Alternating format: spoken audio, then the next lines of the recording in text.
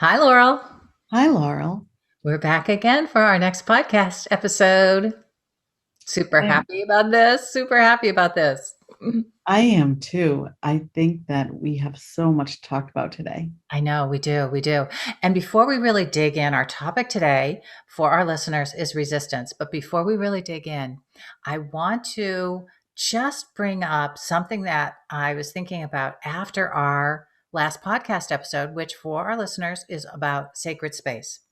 And the one thing that we didn't talk about when we talked about sacred space is how the word sacred, the root of the word sacred is sacre, which is heart in Mm. the Roman language, right? In the Latin Roman languages. And so one of the easiest ways to think about sacred space is really heart space. That is incredible. Yeah, It makes it so easy when you think about it as being heart space. heart space, right? And I think when I was thinking about that too, as a good lead in too for our topic today, because one of the reasons resistance comes up when we're doing this work, this beautiful work, is because we're trying to protect our heart, right? Often, don't you think that's a lot of it? I think we live most of our life trying to protect our heart. Yes. Yeah, yeah, yeah. So let's dive into the topic of resistance today, and let's help our listeners break down and begin to for themselves, right? Identify places where they might be able to be starting and getting more into their inner work or beautiful work, but resistance is showing up and keeping them away from it. And the other place I think that it will show up with our listeners is when they want something and Yeah. focusing on what they want, the resistance shows up time and time again. Yes. So that will be a fun place to explore. Yeah, yeah, I love that. So let's see, where should we start? Where should we start? Anything coming up immediately for you around resistance that you want to dive into? Well, I was thinking about setting the kind of tone for how I experience resistance. And most of the time, it's very subtle. Yeah. And so I think that's a good reminder for our listeners is that it doesn't have to be some big thing that shows up and you say, oh my gosh, that's a roadblock. That looks like resistance. It could really just be the most subtle situation that we're not even often aware of. That is so true. I couldn't help it. As soon as you started saying that, Laurel, I literally, my mind and my being started to travel back to one of my beginning, breakthroughs or breakdowns that started me in the work, which we're going to talk about in the next episode, was it was really subtle. It was like the stories of resistance were also woven into my own story and my way of just navigating the world so regularly that I wouldn't have even noticed them necessarily as resistance. That wouldn't have been, like, oh, that's a roadblock. It wasn't like that. It was just how I was navigating the world at that point in time. So, can you share one subtle that now you recognize as resistance? Yeah, I think I'll tell you, and we'll come back and we both will share a little bit about our stories of getting divorced. But one of the things that I told myself from the very beginning of my first marriage, I got married at 22, very young, was I inside, and I never said it out loud, it was an inside story. I was not the kind of person that would get divorced. And so when my marriage was unhappy for me inside, I was so committed to doing whatever it took to make it work because the story in my mind, which was a resistance to the truth or what I wanted more of or the kind of life I wanted to live, was just I wasn't the kind of person that was going to get divorced, and so I couldn't even go there. That is such a great example. And what came to mind for me as you were talking about that is that we we're led to believe that often it's our perseverance and our push through, our struggle that will bring us the reward that we deserve. Yeah. And what an incredible balance it is between perseverance and resistance and intuition, right? Yeah. Oh, Yeah, that's great. And for a person that was, really into perfection and having like, everything good on the outside, that was so important to me. And that was a resistance. That was another level of resistance, right? Was this idea of I work hard, I'm committed, I persevere, I can make things go good, right? And so no matter what my truth was, I kept overriding it with these ideas and stories about how I was supposed to be in the world, I think. yeah, I do that too. Yeah. I have done it. And I think the beauty of this inner work and doing the work is that I recognize how I am responding to resistance. Yeah. Um, it's really interesting. Yeah. Can you think of an example for you? Is something recent or anywhere along the way where you were able to identify, oh, that's resistance, and then recognize the subtlety of it?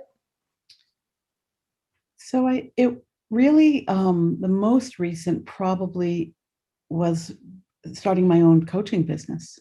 I had come out of a corporate career for and worked for 30 years, not for myself. And I had this idea I was going to have my own business. And very quickly, I did all the things, took the business class, did all you know, the the education, the structure.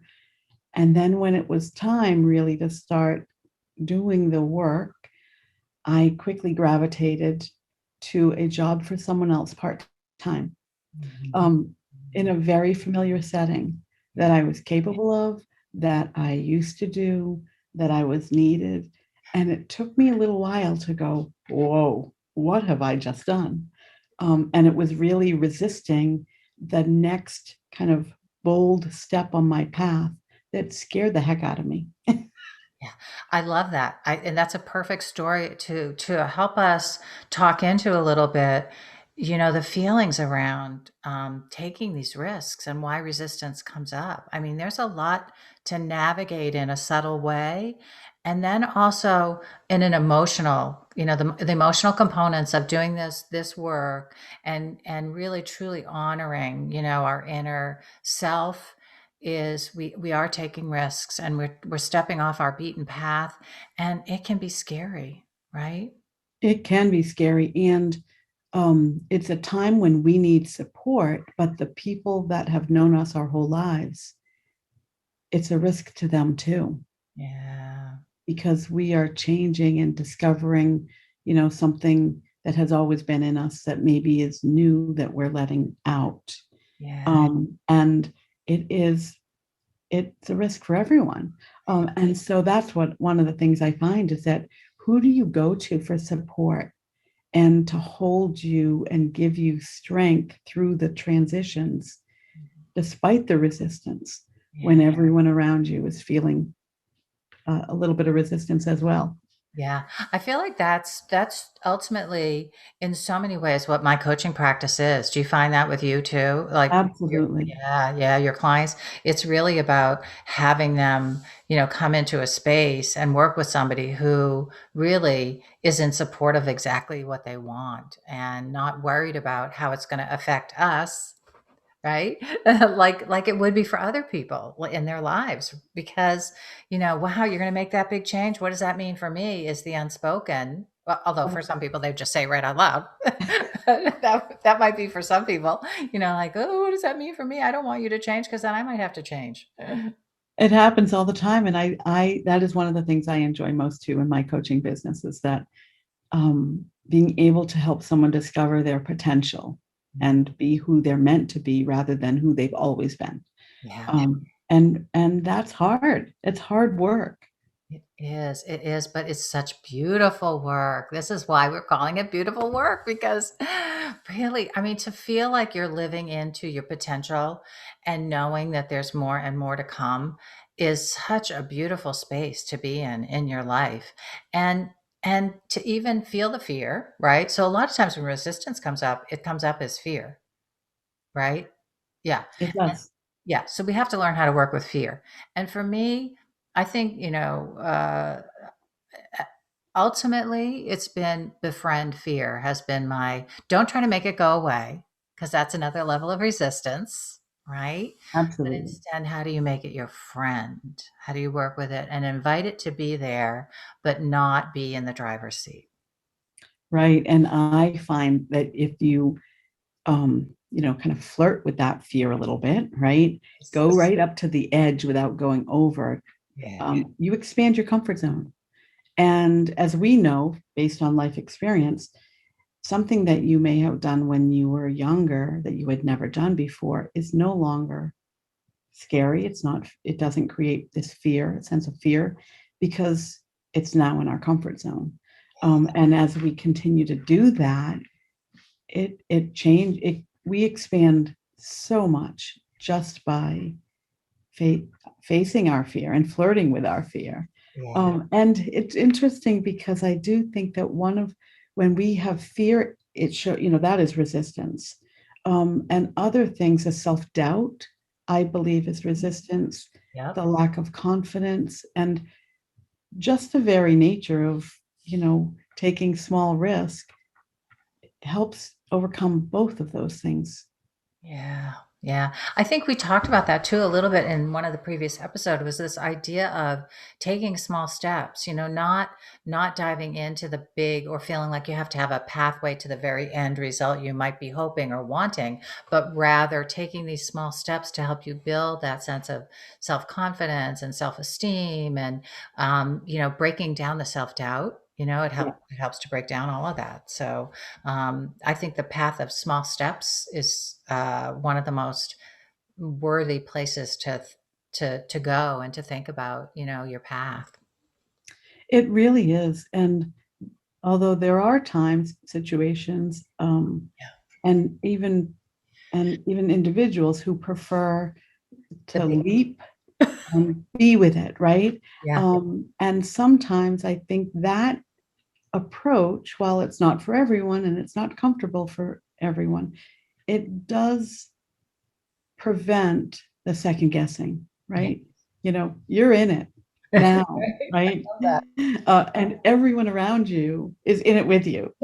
There was no choice for them, yeah, to hold you back, right? yeah. So how do you get rid of resistance really fast? Take action. That's Do right. something that scares you. Yeah, yeah, and I think that's interesting because that's a beautiful way to like even consider, or for yourself, for everybody to do a little evaluation internally. Is are you a big risk taker? If you are, then resistance might not be the bigger issue for you, or it might show up in way more subtle ways or different kinds of ways than it would be for those of us that maybe are not such big risk takers and our feelings tend to get in the way more and we aren't we maybe don't get a thrill from that big leap or we don't know how to navigate even feeling the big thrill and enjoying it. Well, and I can give an example in my own life. I do not consider myself a risk taker. I am not a brave woman. However, I quit my corporate job without another job lined up. Yeah, And risk. I once said to my daughters, it was the bravest thing I've ever done. Mm, yeah, And my oldest looked at me and said, "You've done brave things all your whole life. You just don't even know." yeah, Um, but there are times in life where you may want something and resistance shows up and shows up and shows up, and you're not brave enough to take the leap. So mm, you sit for a little too long. And then all of a sudden, there's no choice. There's no turning back. You do it. yeah, Um, and I think we'll talk about that in a future episode about nudges from the universe and how to take action when action is right for you, yeah. despite the resistance. Yeah.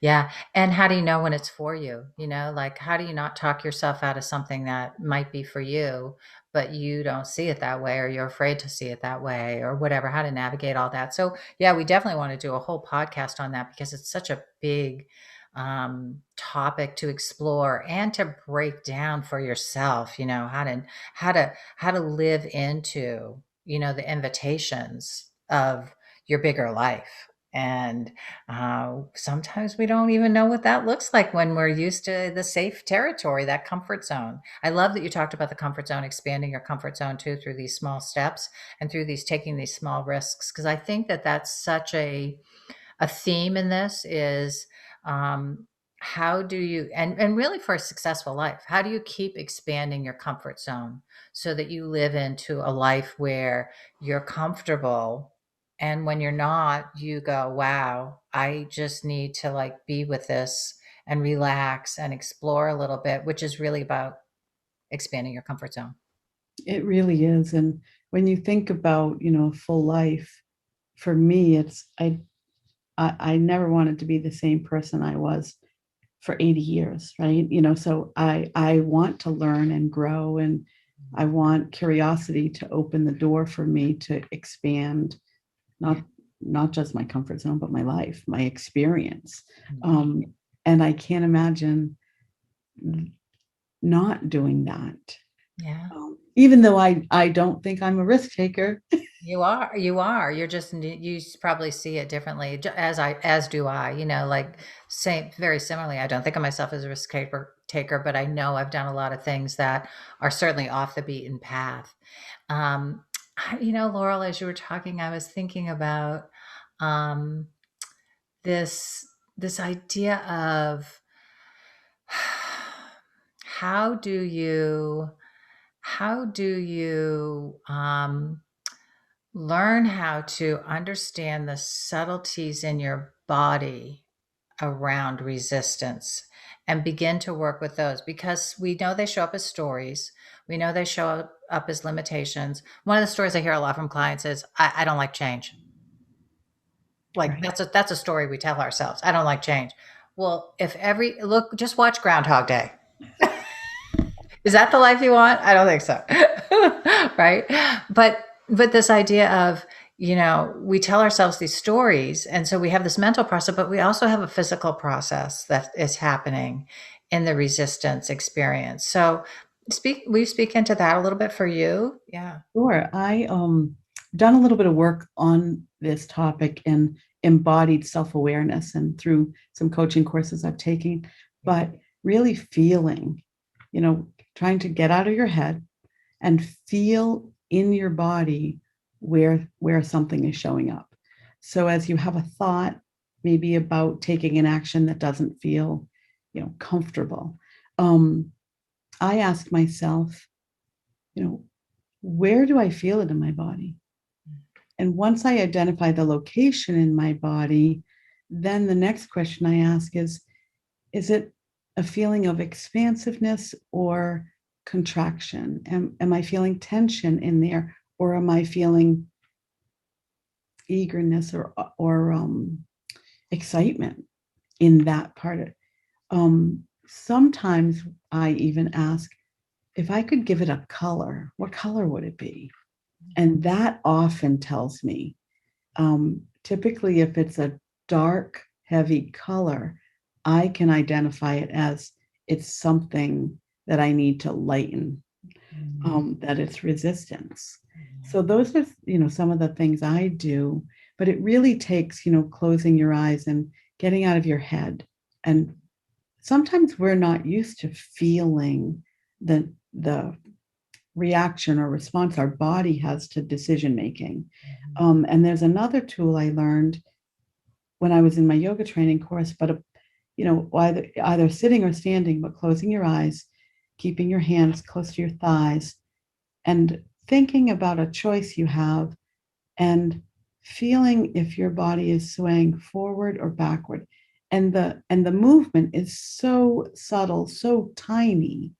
Sometimes you can't really feel it, but if you just sit with that for a minute, your body does lean in or away from, um, as we try to make decisions without using our head.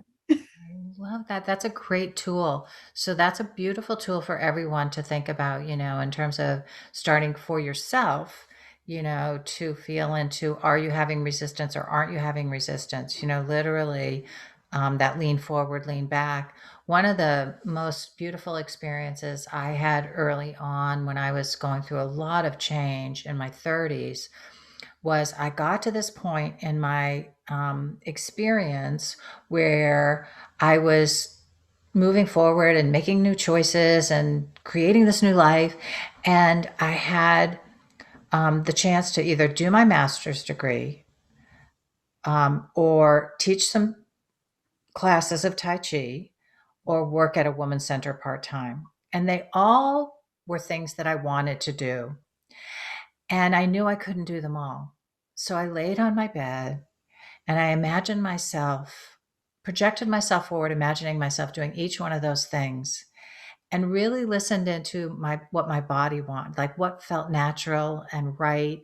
And it was so clear. I mean, literally, this was a 2, 3, 4 minute exercise. I didn't lie there all day wondering, playing out days and days. This was like very quick. And very quickly I said, oh, I know what I'm supposed to do. This is the path right now. So I love that because this is the whole idea of sometimes we struggle and the answers aren't in our mind. Our mind will debate it till doomsday. Our ego will go over and over and over, whatever, right?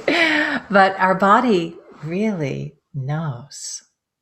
So that exercise I have never done, but I can't wait to try that. And I'm curious, was the contrast in how you felt like so apparent, so obvious, or did you have to think through the scenarios a couple times?